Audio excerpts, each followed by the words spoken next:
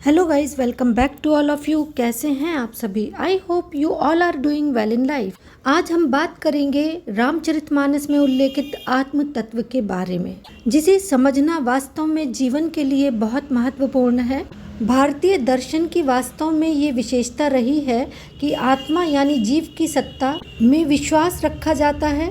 वास्तव में हमारे शरीर में जो चैतन्य शक्ति है, उसके संबंध में उपनिषद से लेकर वेदांत तक विभिन्न भारतीय दार्शनिकों ने एवं तत्व चिंतकों ने आत्मा के संबंध में जानने की बात कही है, खोज करने पर जोर दिया है। वास्तव में भारत के संत ऋषि मुनि का मूल मंत्र है आत्मा नाम विधि, यानी स्वयं को जानो, नो दाई सेल्फ। इसका सीधा सा मतलब है कि यदि आप स्वयं को पहचान गए कि who are you, who am I, तो आपके जीवन को सफल होने से कोई नहीं रोक सकता। वास्तव में ऐसा कौन सा तत्व है जिसको प्रातः काल स्मरण करने की सलाह दी जाती है, जिससे जीवन सही दिशा और दशा पा सके? रामचरितमानस में कुछ इन्हीं चीजों का वर्णन किया गया है। जीव और आत्मा की सत्ता में विश्वास करने के फलस्वरूप रामचरितमानस में शिक्षा में आध्यात्मवाद की ध्वनि मिलती है।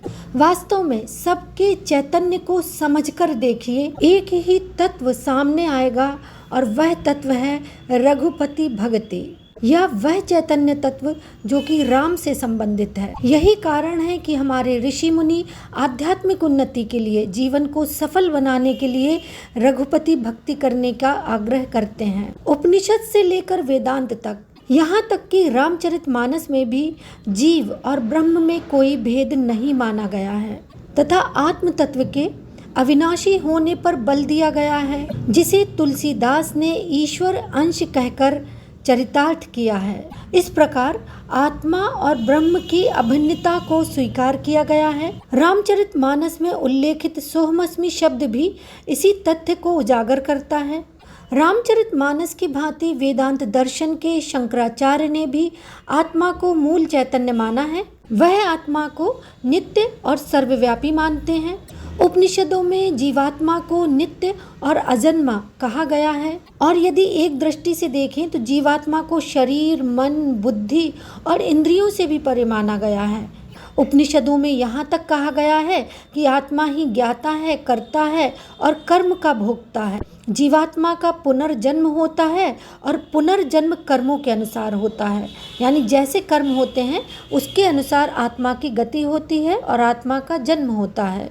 रामचरितमानस के संबंध में यदि बात करें तो रामचरितमानस में भी जीव कर्म करने को स्वतंत्र है ऐसा माना गया है, यानी हम अपने कर्म करने को स्वतंत्र हैं, लेकिन फल भोगने में परतंत्र हैं, यानी कर्म करना तो हमारे हाथ में है और उसका परिणाम आना हमारे हाथ में नहीं है।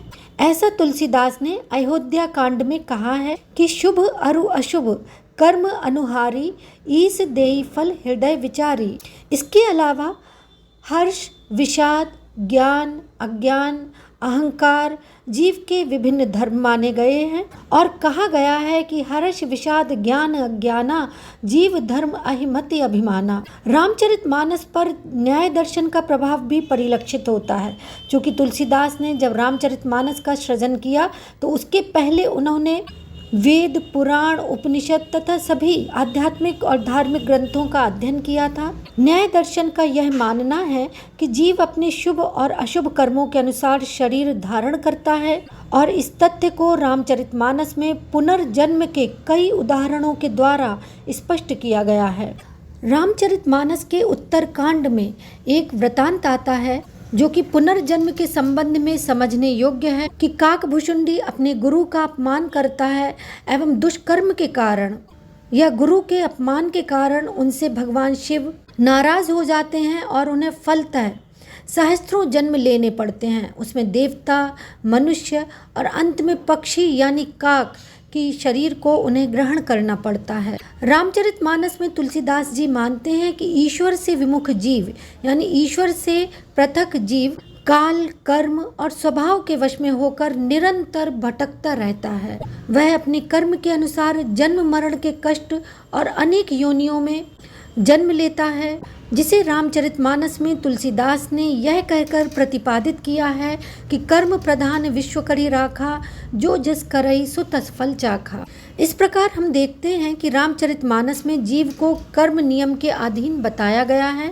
रामचरितमानस में जीव की 4 अवस्थाओं का वर्णन किया गया है: जागृत अवस्था, स्वप्न अवस्था, सुषुप्ति अवस्था और तुरीय अवस्था।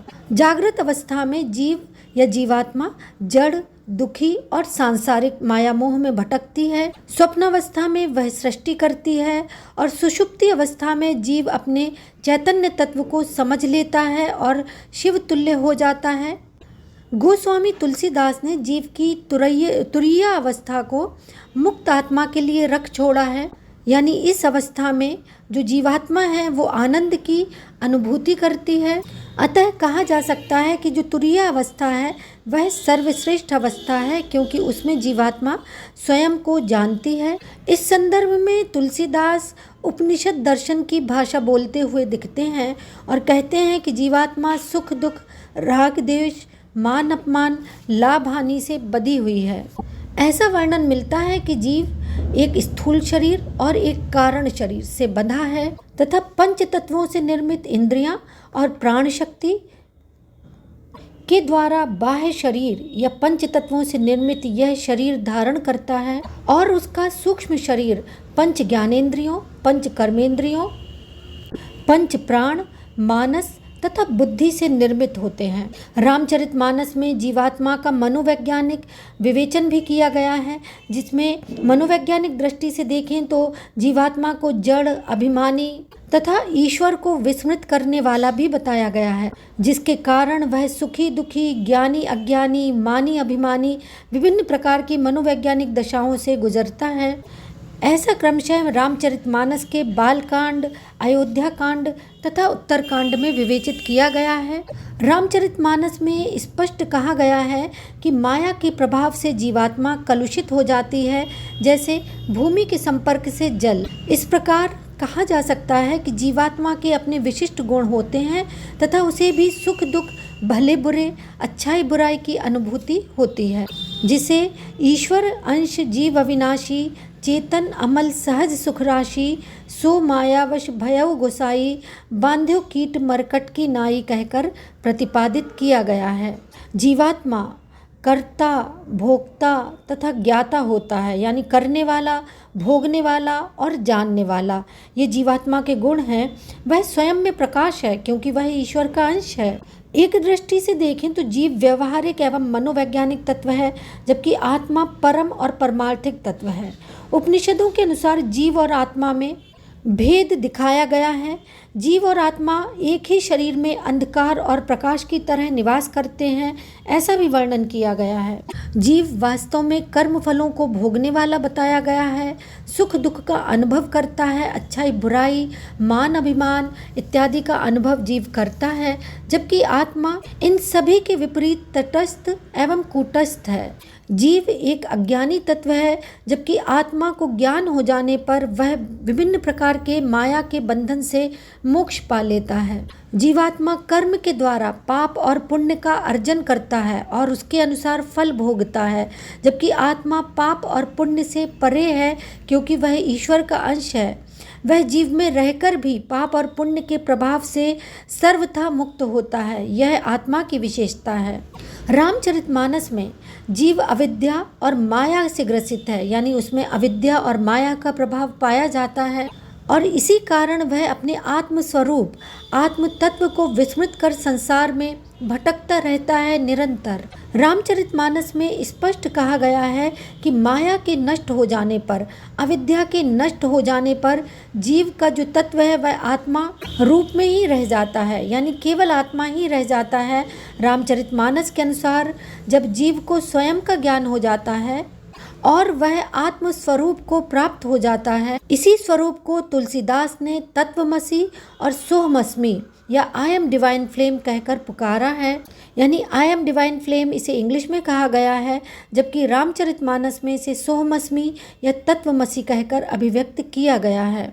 रामचरितमानस में जीव के 4 विभाग बतलाए गए हैं, जो कि हमारे भौतिक जीवन की दृष्टि से भी जानने आवश्यक हैं कि सुख के लिए मानव के द्वारा प्रयत्न किया जाना, यानी जो जीव है वो निरंतर सुख प्राप्ति के लिए प्रयत्नशील रहता है। व्यक्तिगत स्वभाव, हर एक व्यक्ति का आपने देखा होगा अलग अलग स्वभाव होता है। यह जीव तत्व की प्रधानता के कारण या जीव के वैयक्तिकता के कारण दृष्टिगोचर होता है। पारस्परिक व्यवहार, मनुष्य आपस में किस तरह से पारस्परिक व्यवहार करते हैं ये बात भी देखने लायक है। और सिद्धांत रहित परिसंख्या, इसमें जीव विभिन्न प्रकार की पर्सनैलिटी का इम्पैक्ट ग्रहण करता है। रामचरितमानस में जीव की पर्सनैलिटी के विषय में या जीव के स्वभाव के विषय में विभिन्न बातें कही गई हैं, जिसमें जीव को विषयी, साधक और सिद्ध कहा गया है। इसके अतिरिक्त जीव को मित्र और शत्रु तथा उदासीन बताया गया है। अरण्य कांड में जीव को साधक, सिद्ध, विमुक्त, कृतज्ञ, सन्यासी, योगी, शूर, तपस्वी, ज्ञानी, अज्ञानी, पंडित, धर्मात्मा इत्यादि विभिन्न प्रकार के नाम जीव को दिए गए हैं। रामचरितमानस में पंच तत्वों से निर्मित या पंच महाभूत से निर्मित मानव शरीर की महिमा का वर्णन किया गया है। मानव शरीर पंच तत्वों से निर्मित है, यानी पृथ्वी तत्व, जल तत्व, तेज तत्व, वायु तत्व और आकाश तत्व। तुलसीदास ने रामचरितमानस में जीव के संबंध में लिखा है कि जीव ईश्वर का अंश है, अतः वह ईश्वर की भांति ही सत्य है, चेतन है और आनंदमय है।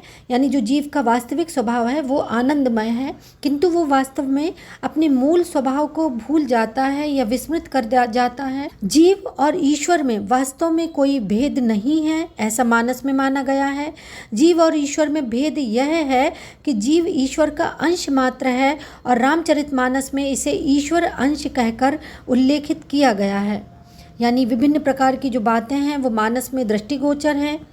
मानस में ये भी माना गया है कि जीव मुक्त होने पर, यानी माया के बंधन से मुक्त होने पर जीव वास्तव में ईश्वर के तुल्य हो जाता है या ईश्वर का स्वरूप प्राप्त कर लेता है, लेकिन ईश्वर का ऐश्वर्य प्राप्त नहीं करता है और ना ही ईश्वर जैसा सर्वशक्तिमान, सर्वज्ञाता और सर्वशक्तिशाली हो सकता है। जीव और आत्मा में या जीव और ईश्वर में वास्तव में यही भेद है कि ईश्वर सर्वव्यापी, सर्वशक्तिमान तथा सर्वज्ञाता है, जबकि जीव तत्व केवल ईश्वर का अंश है तथा उसमें ईश्वर जैसे गुण विद्यमान नहीं है। रामचरितमानस में जीव के विभिन्न प्रकार के दुख बताए गए हैं। कौन कौन से सांसारिक दुख हैं उन्हें भी जान लेते हैं। एक तो आध्यात्मिक दुख है, अधिदैविक दुख है और अधिभौतिक दुख है, जिसे दैहिक, दैविक, भौतिक तापा कहकर रामचरितमानस में उल्लेखित किया गया है। जीव वास्तव में मुक्ति के लिए, मोक्ष प्राप्ति के लिए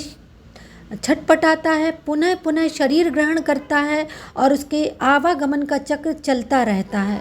रामचरितमानस में ऐसा माना गया है कि मोक्ष की कामना करना और आवागमन के चक्र से मुक्त होना वास्तव में मोक्ष है। चिकित्सा विज्ञान यानी मेडिकल साइंस सांसारिक दुखों से या शारीरिक कष्टों से अस्थायी छुटकारा तो दिलवा सकता है, लेकिन वास्तव में जो परमानेंट प्रॉब्लम है उसका सॉल्यूशन भगवत भक्ति के द्वारा ही बताया गया है, जिसे कैवल्य पद या परम पद कहा गया है।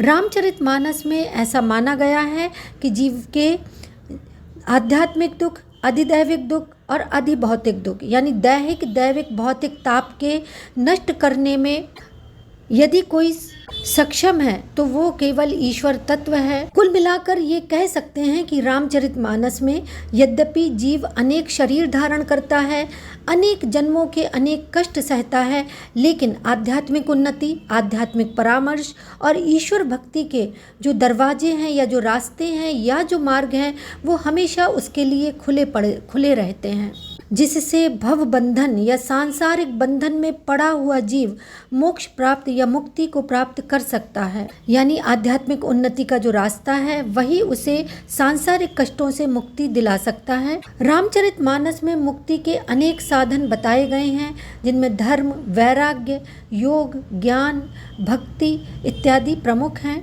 जबकि ज्ञान मार्ग सर्वाधिक कठिन है और भक्ति मार्ग सर्वाधिक सहज एवं सरल है।